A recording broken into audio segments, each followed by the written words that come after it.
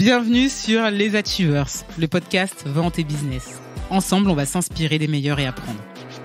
Le rendez-vous est hebdomadaire et je vous propose 2 formats.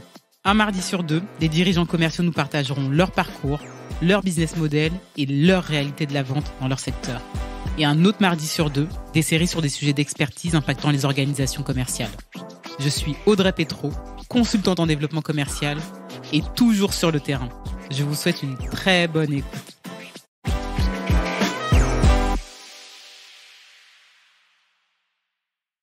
Bonjour à tous, bienvenue sur Les Achievers. Aujourd'hui, on reçoit Link Brown, qui est consultant américain basé en Suisse, qui aide les entreprises suisses, françaises, mais de manière plus large européenne à se développer sur les États-Unis.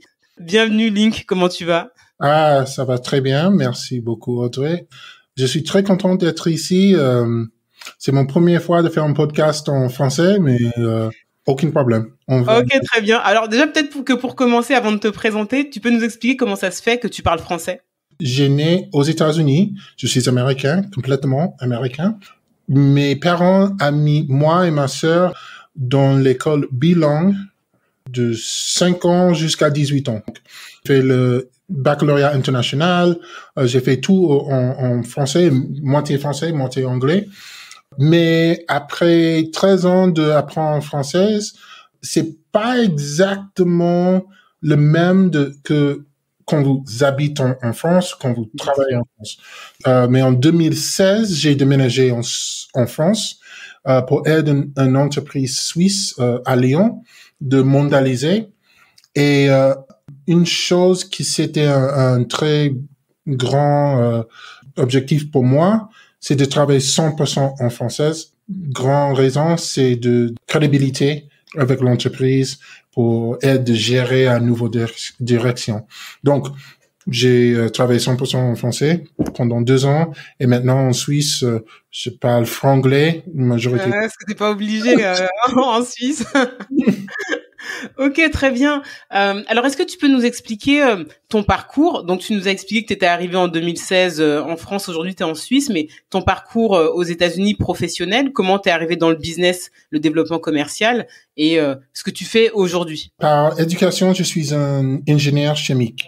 J'ai dit ça parce qu'il faut comprendre mon process de penser les choses. Je suis très logique dans un sens et j'ai toujours une logique d'amélioration du différent système. Donc, j'ai commencé pour 7 ans.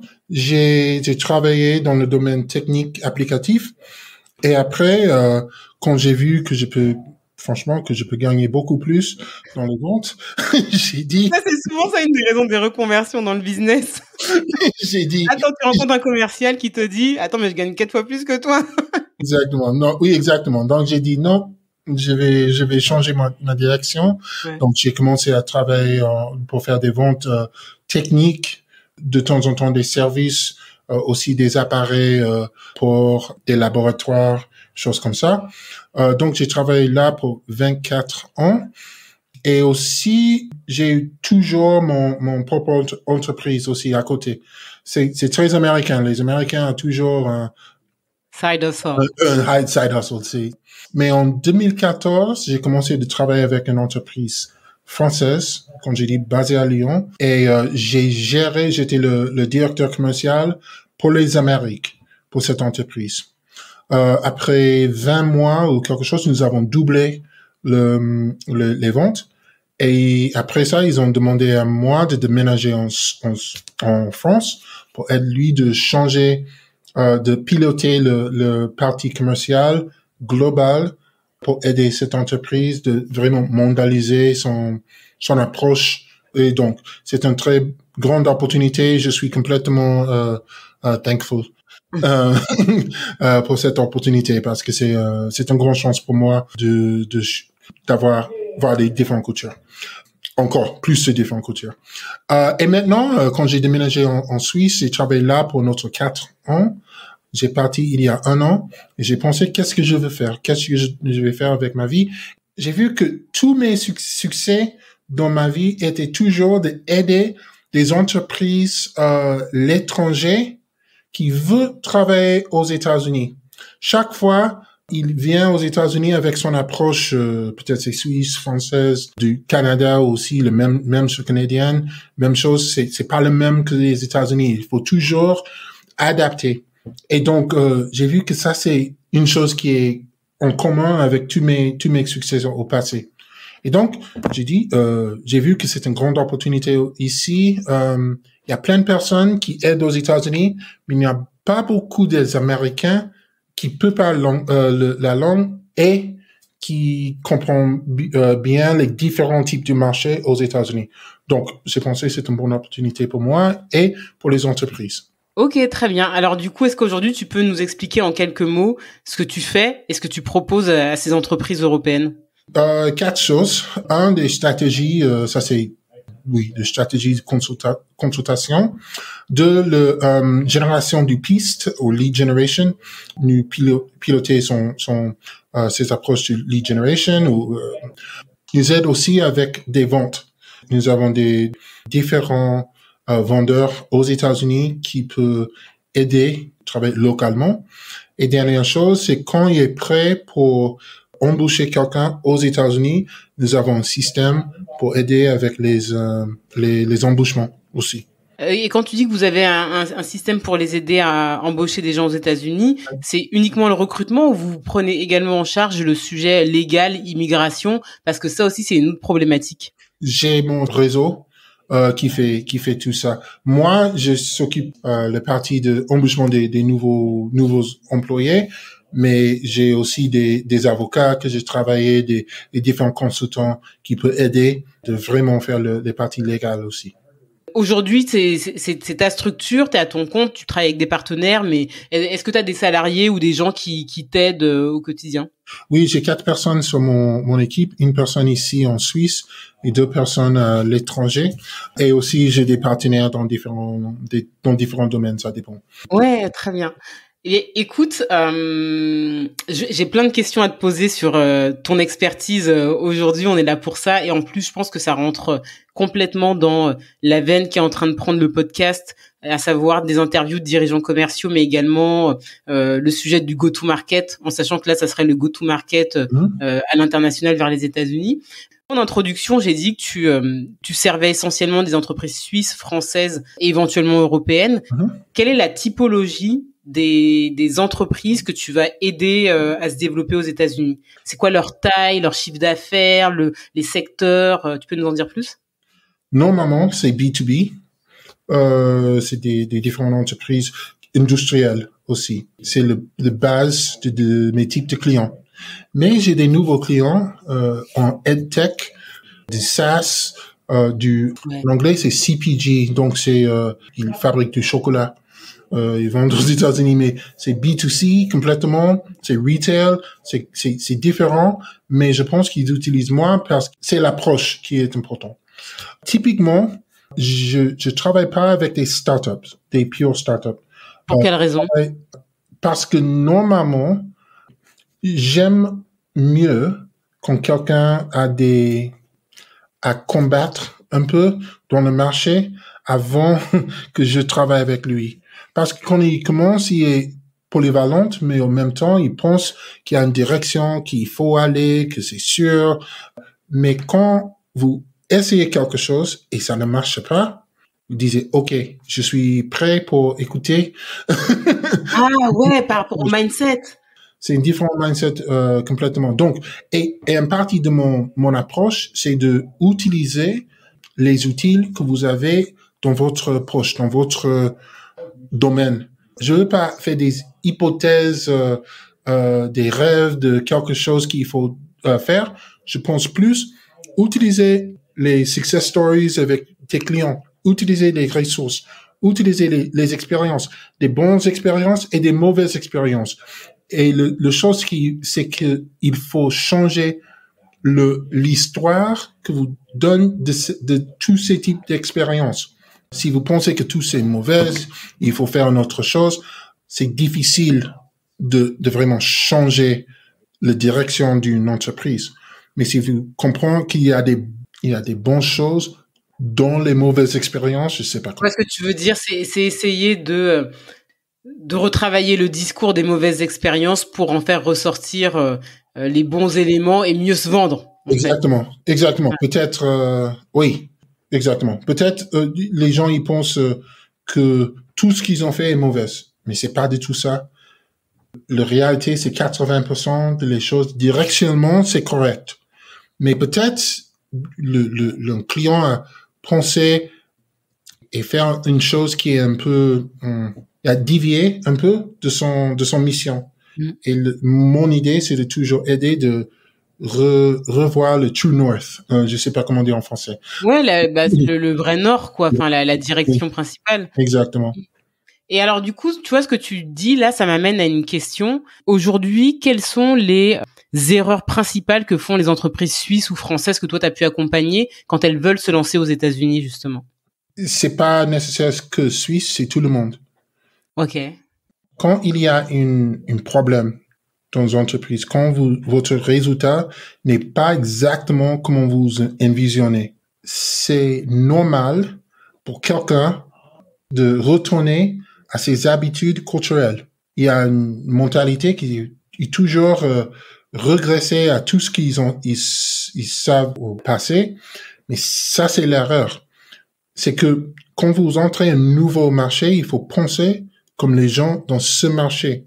Et si, quand vous avez une erreur et vous retournez à votre culture, vous allez jamais réussir d'avancer.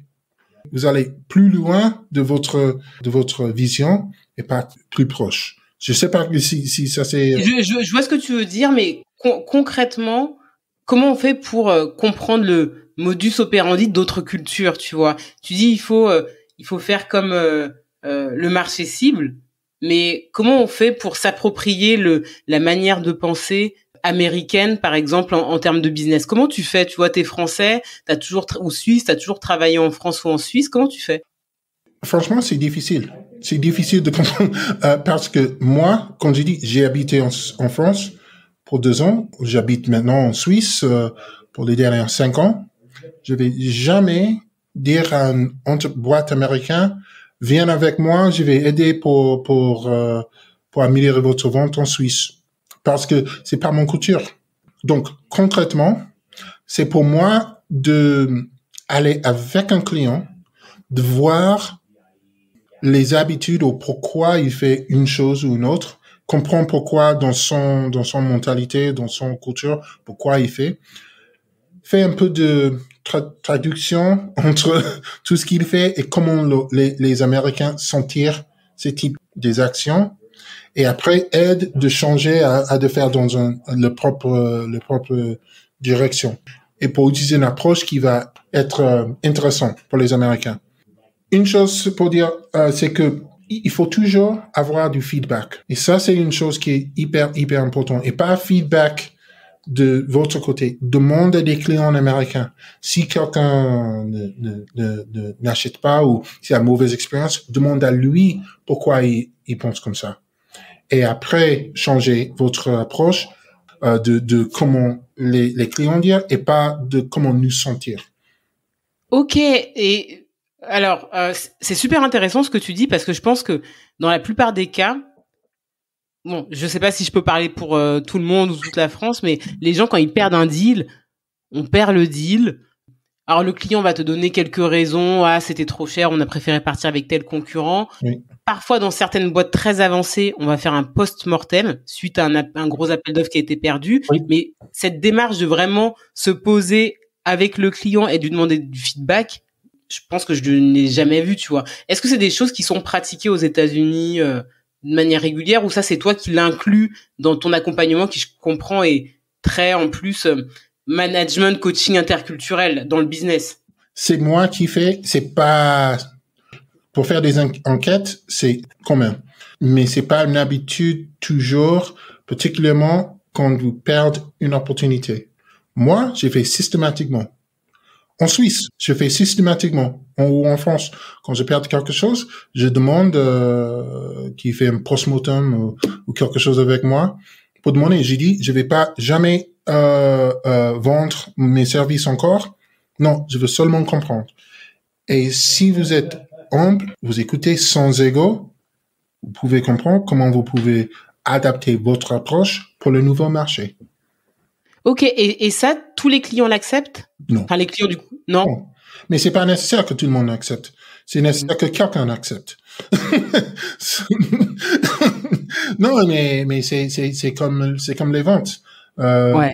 Vous parlez avec 100 personnes, pour 10 personnes qui va acheter quelque chose. J'espère, Ouais. 10 personnes. Peut-être c'est moins. Mais si sur les 90 personnes du 100 qui n'ont pas acheté, si 5 donner plus d'informations, pourquoi pas? Vous avez beaucoup plus proche de votre vision et de votre comment vous pouvez réussir avec ces types de clients. Hyper important. Mais aussi c'est hyper important quand vous avez des clients qui achètent quelque chose de comprendre pourquoi. Et c'est jamais parce que le prix, jamais. C'est toujours quelque chose émotionnel qui est important pour ce client. Et si vous pouvez écouter ça, vous pouvez utiliser ça dans votre génération des pistes, dans votre marketing, information marketing, les mots que les clients disent, pas les mots que vous pensez dans votre tête que c'est hyper cool et tout ça. C'est écoute et utiliser ces mots du client, parce que ça, c'est c'est lui qui sont les personnes plus importantes. Tu me disais que une des erreurs principales dans lesquelles les entreprises françaises ou suisses échouaient quand elles allaient aux États-Unis, c'est que parfois ça ne marchait pas et donc elles revenaient à leur mode de fonctionnement, mode de pensée en fait européen, pour résumer comme ça. Mais aujourd'hui, du coup, tu as dû le voir dans les échanges avec les clients perdus, les deals perdus. Est-ce qu'il y a d'autres raisons qui fait que en France ou en Suisse, on a du mal à attaquer les États-Unis? Je pense que les définitions des mots, je peux parler du Suisse. Le mot qualité en Suisse, c'est pas le même que qualité aux États-Unis. Je vous donne un exemple. En Suisse, qualité est cher. Oui, ok. Oui, c'est élégant nécessairement. Les Américains, ils pensent différemment.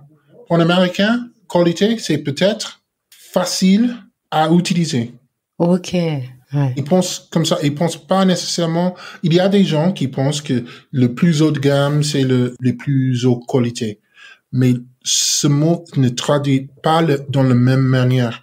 Ou peut-être ils pensent c'est la chose qui est le plus rapide, le service qui est le mieux. Ça, c'est qualité pour lui, et pas nécessairement les matériels, le coût, tout ça. C'est notre fonctionnement. Ce que je comprends, c'est qu'en fait, tu dis que derrière les mots qu'on utilise quand on veut attaquer ce marché-là, en fait, il faut se rappeler que derrière, les valeurs associées à ce mot sont pas du tout les mêmes. Exactement. C'est comme le deuxième sens. J'ai appris ça quand j'ai commencé à travailler en France, oui. Oui. Ah ouais? Tout le monde dit quelque chose, mais c'est pas le sens qu'il veut que je comprends. Il veut que je comprenne une autre chose. C'est un deuxième sens. Et comme j'ai dit, c'est pour moi, c'est difficile pour moi de comprendre comme un Américain, parce que j'ai dit, OK, je connais ces mots, mais quand il dit quelque chose, c'est pas du tout comment il veut communiquer les mots à moi. Il y a un deuxième sens que j'ai besoin de comprendre. Et ça, c'est la chose qui est difficile pour tout le monde. C'est pas seulement difficile pour les Françaises ou Suisses, c'est difficile pour les vendeurs américains. Même chose. Il faut toujours comprendre qu'est-ce que c'est la chose derrière les mots que le client, le prospect a dit, pour vraiment savoir comment vous pouvez gagner ses confiances et gagner les affaires, les opportunités. Ok, mais dans ce que tu disais, moi, ce que je comprenais, mais tu me dis si je me trompe, c'est que sur le marché américain, on peut être plus direct dans notre manière de nous exprimer, et peut-être qu'en Europe, où quand on s'exprime, on est peut-être un peu moins direct, et il y a ce qu'on dit et il y a les intentions cachées. Il faut être direct, mais avec un peu du direct, mais pas offensive. Il faut pas offendre des autres, mais il faut être direct. Parce que les Américains, ils sont bons de dire, ah, c'est très bon, j'aime beaucoup, c'est joli, c'est awesome, blablabla. Toutes les choses sont awesome pour les Américains, mais il va jamais acheter quelque chose. Donc, il faut comprendre pourquoi c'est awesome. Pourquoi est-ce que vous aimez ça? Comment est-ce que, si vous achetez ça, comment est-ce que ça va changer votre vie ou changer votre expérience? Vraiment comprendre les vrais besoins et il faut demander directement. Mais c'est différent. C'est différent que comment les choses marchent en Europe en général, mais en Suisse et en France, même chose. Et tu vois des différences toi, entre la Suisse et la France niveau business? Oh oui. Lesquelles? Lesquelles du cœur? Ok. Donc, franchement, je connais pas les partis suisses italiens. Ok. Je travaille la plupart du temps avec les Suisses romands et les Suisses allemands. Il y a une grande différence entre les Suisses allemands et les Suisses romands. C'est différent aussi. Les Suisses allemands, ils sont beaucoup plus logiques. Ils veulent que les choses aillent dans une seule façon de faire des choses dans un système vrai systématique, comment ils travaillent. Ok. Les Suisses romandes, c'est plus comme les Françaises, mais c'est un peu moins agressif. Je pense que les choses... en France, ils parlent agressivement de temps en temps. Oui, oui. Et aussi, en Suisse, ils n'acceptent pas que les choses n'ont pas consistent, la même manière. Ah oui, ils acceptent pas l'inégalité des choses en fait, des offres, de la qualité. Il faut que ça respecte toujours un standard. Le même.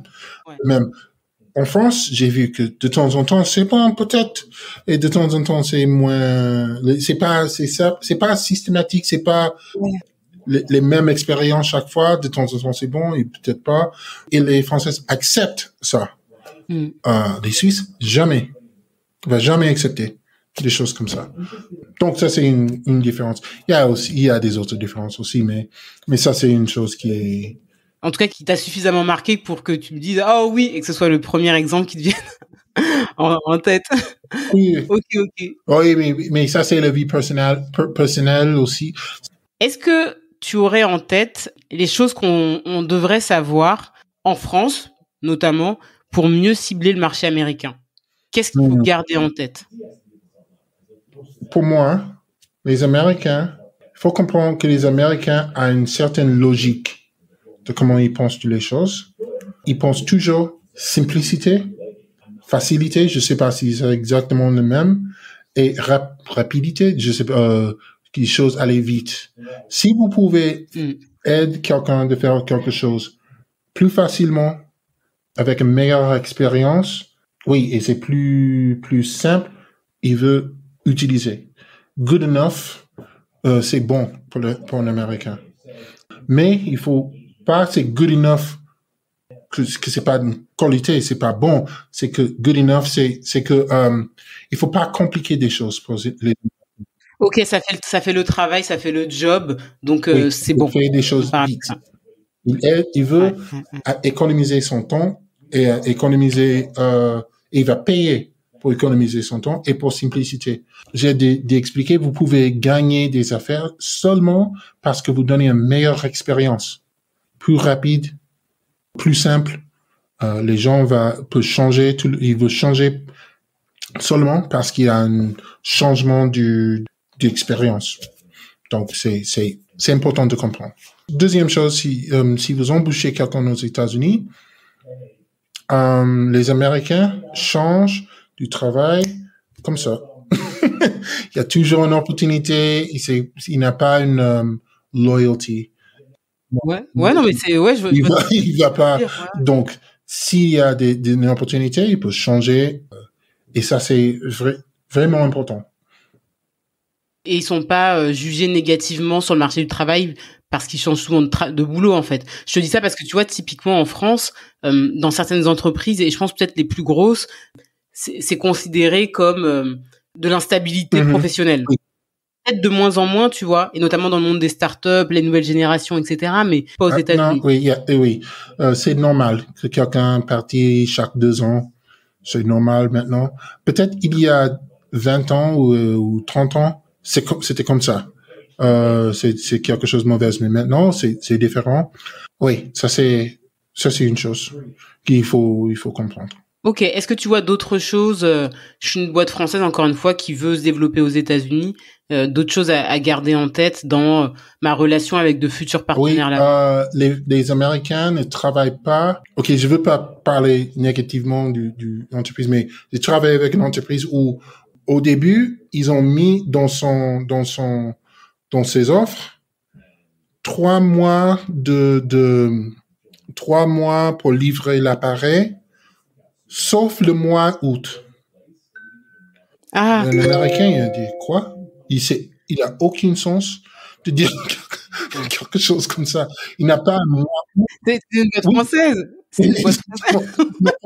Mais le pays est fermé. Donc, un Américain préfère que vous disiez c'est 4 mois. C'est toujours 4 mois. Et peut-être vous va livrer dans 3 mois. Peut-être. Mais si vous disiez c'est 4 mois, c'est aucun problème. Mais dis c'est 4 mois. Dis pas 3 mois, sauf le mois août. Il va immédiatement dire c'est trop difficile, ça m'énerve. Les Américains pensent comme ça. Oui, c'est difficile. C'est les choses comme ça qui sont. Ils travaillent pas dans cette économie où les vacances est hyper important comme ça. Important. Il faut livrer, comme vous disiez, il faut livrer ou il faut faire quelque chose dans le temps que vous promis. Je veux dire une autre chose. Ça, c'est particulièrement pour les boîtes plus petites, parce que les grandes boîtes, peut-être, ils comprennent tout ça. Il y a quelque chose qui est hyper important aux États-Unis, c'est le empathy. Je sais pas comment dire ce mot en français. C'est l'empathie. Ok, empathie. Je sais que je dis ça incorrectement, mais cool. Quand quelque chose ne marche pas, quand il y a un problème, les Américains, ils acceptent que les choses marchent pas exactement comment ils ont envisionné. Mais ils n'acceptent pas quand vous n'avez pas du empathie pour lui, pour son situation. Donc, si vous voyagez aux États-Unis, vous allez voir toujours les Américains. Pardon, excusez-moi que les choses ne marchent pas exactement comme vous pensez. On va regarder, on va voir tout ce que nous pouvons faire. Ok, le service client, en fait, le vrai oui, service c'est ça. client. C'est service client qui est hyper, hyper important. Mais j'ai vu dans les petits boîtes et les grandes boîtes en France. Vous voyez pas le link, mais moi je le vois. Non, mais franchement, je veux pas dire le nom de l'entreprise, mais c'est une grande boîte. J'ai appelé, il dit non, vous devez parler avec utiliser notre numéro. Allez ici. J'ai dit ok, écoute, vous avez 20 000 personnes minimum dans votre entreprise. Moi, j'ai besoin de appeler un autre numéro. Vous pouvez pas transférer, vous pouvez pas faire quelque chose pour moi. Il dit non, vous devez retourner dans 2 semaines. Nous pouvons discuter. J'ai dit ok. Pour un Américain, c'est difficile de comprendre. C'est difficile de comprendre. Ouais. Une chose que je dis tout le temps à les boîtes européennes. Jamais essayez de changer votre entreprise en France à une entreprise américaine. C'est pas le but. Pas du tout. C'est pas le but. Okay. Mais le but, c'est de comprendre le nouveau marché et utiliser une petite équipe ou quelqu'un qui comprend cette mentalité et aider lui d'être proactif pour ces types de clients. Du coup, tu recommanderais aux boîtes françaises qui veulent s'implanter aux États-Unis, en restant en France, en allant aux États-Unis, d'embaucher systématiquement une personne de nationalité américaine ou qui au moins a vécu très longtemps et qui comprend en fait ces sujets-là? C'est toujours mieux d'embaucher quelqu'un qui peut comprendre les différences. Soit c'est américain, soit c'est français, soit c'est une autre. C'est plus la personnalité du personne. C'est moins Les cultures, l'origine, c'est le passeport, enfin, ça, c'est une autre chose très, très, très importante. Les Américains, c'est pas important du tout qui c'est made in America ou que ils pensent pas de ces hommes, ses frères américains. Les gens, ils veulent que vous donnez lui valeur. Aider de solve the problem, de solve their problems. Résoudre leurs problèmes. Résoudre les problèmes, c'est tout. Et si vous êtes chinois ou française ou allemand, c'est pas important. C'est seulement que vous concentrez sur ces problèmes et comment vous pouvez aider de réussir avec son objectif. Ça, c'est la chose qui est plus importante. Il n'est pas nationaliste comme ça. J'ai vu que beaucoup d'Européens, ils pensent que peut-être les Américains sont nationalistes, mais c'est seulement le média qui dit ça. C'est Dans le business, l'important c'est de la valeur et résoudre le problème. Franchement, peut-être 50%, je sais pas, mais 50% de toutes les choses que nous avons, nous achetons aux États-Unis, c'est par américain. Donc c'est logique que nous acceptons des différentes cultures. Donc il faut pas être inquiète avec ça. Est-ce que tu aurais en tête des gros échecs d'entreprises qui ont complètement loupé leur entrée sur le marché américain? Moi, mon mentalité, quand il vient les échecs, je pense que c'est seulement possible de fail, d'échouer. Si vous quittez et si vous changez pas votre mentalité. Donc, est-ce que c'est vraiment un échec si vous ne réussissez pas aux États-Unis? Pas nécessairement. Il y a des entreprises qui ne réussissent pas. C'est comme ça. Il y a des grandes boîtes, j'ai pensé dans les boîtes qui fabriquent des voitures. Je ne veux pas dire qui, mais vous savez, qui aux États-Unis, peut-être dans les années 60 ou 70, il y a beaucoup, et maintenant, personne n'achète aux États-Unis. Mais c'est pas parce que les voitures ne marchent pas. C'est parce que ils ont pas changé son mentalité. Peut-être ils ont des problèmes mécaniques ou quelque chose. Ils ont pas changé. Il n'y a pas une approche service client. Quand les autres boîtes japonais ou américains commencent à faire meilleur dans son approche. Donc, pour moi, si vous êtes une petite boîte, un PME ou si vous êtes grande boîte, le plus important chose, c'est que vous comprenez les besoins du client, avoir du feedback de ses clients et changer quelque chose. Quand il y a un problème, changer. Là, depuis le début de l'échange, on parle des États-Unis, mais les États-Unis, c'est très grand. Est-ce que tu penses que tout ce que tu nous as partagé, c'est valable absolument dans toutes les régions, côte est, côte ouest, enfin, tu vois, le sud, le nord des États-Unis? Le système que j'utilisais, c'est un système que j'appelle GetScale.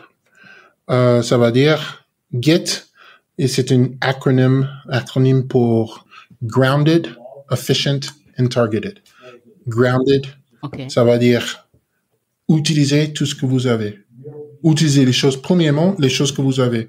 Pense pas que les réponses de tous tes problèmes, c'est extérieur, c'est votre succès, votre expérience, votre ressource qui va donner l'information. Deuxième, efficacité, efficient. Donc, il faut faire toujours des choses qui sont simples, simplicité. Simple à essayer, à exécuter, simple à analyser et simple à changer ou ajuster dans votre approche. Donc, toujours. Et troisième, c'est targeted. C'est toujours sur un ou deux choses. On peut pas faire tout. Un ou deux choses qui va changer de direction de votre vente. OK, la règle qu'il faut utiliser, c'est si vous avez un produit ou un service qui peut être utilisé dans tous les États-Unis, il faut vraiment utiliser dans un petit, trouver une région, un État pour commencer. Et si c'est quelque chose qui est un produit qui est très niche, très spécifique à un certain type de client, vous pouvez aller dans tous les États-Unis. Une chose qui est hyper importante, si vous travaillez dans une petite région, un État, il faut trouver un État qui est le type de personne avec qui tu veux vendre. Il y a beaucoup de temps quand les gens ils choisissent New York et Californie. Franchement, New York City n'est pas les États-Unis. Los Angeles n'est pas du tout les États-Unis. Les vrais Américains, c'est à l'intérieur. Il y a plein d'opportunités dans ces États. Donc, moi, je préfère, j'ai maintenant une entreprise éducative maintenant.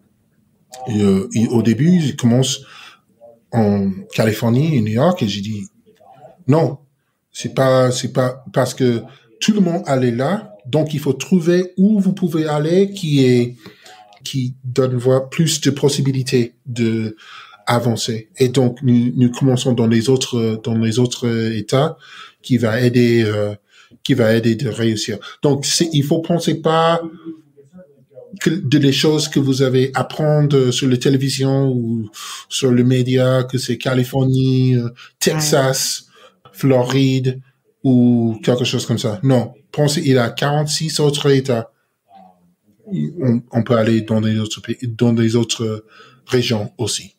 Ok, c'est très clair. Et ça, pour le coup, c'est vraiment un conseil personnellement que je garderai en tête, c'est de l'or.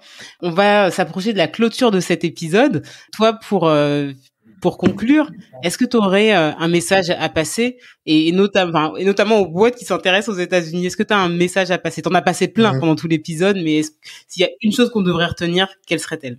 Le chose hyper importante, je peux dire en anglais, mais la chose le plus important, c'est un peu théorétique, mais c'est absolument vrai.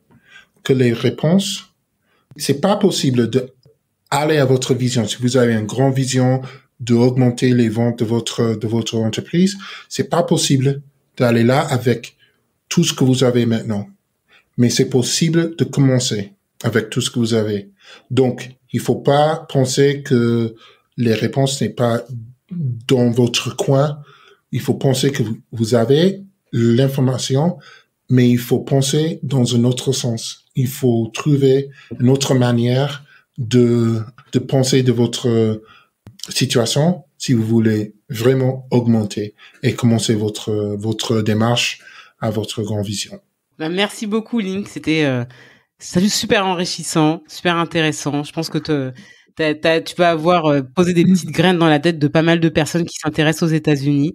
Je te dis merci pour cet échange et je te dis à très vite. Merci. Bye bye. Bye bye.